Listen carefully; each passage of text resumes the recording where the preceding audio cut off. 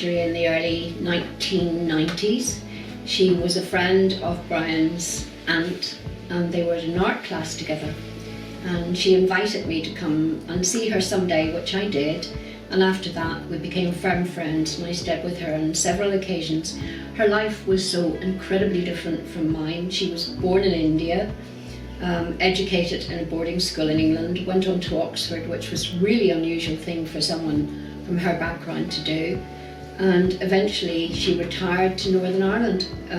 So she was an incredibly interesting woman who I never ever could forget. And it was just a perfect thing for me to do to include her in the book.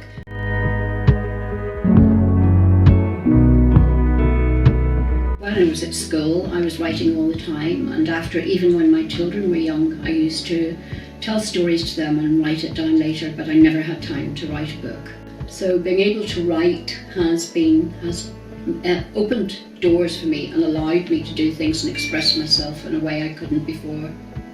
When my children came along, I didn't work for a long time. When I did go back, I opened an art gallery, and so many things happened when I had the art gallery that I used to think to myself, I should really write a book about this. But it was a very enjoyable part of my life.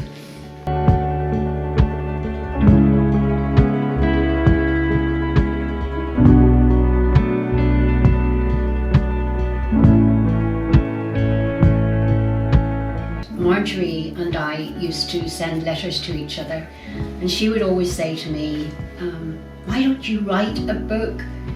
And her letters were so lovely, and I would write back to her, and it always surprised me about how much she loved them, because Marjorie was an academic and a perfectionist, and she taught English and languages and was therefore a great deal brighter than me, but she loved receiving my letters.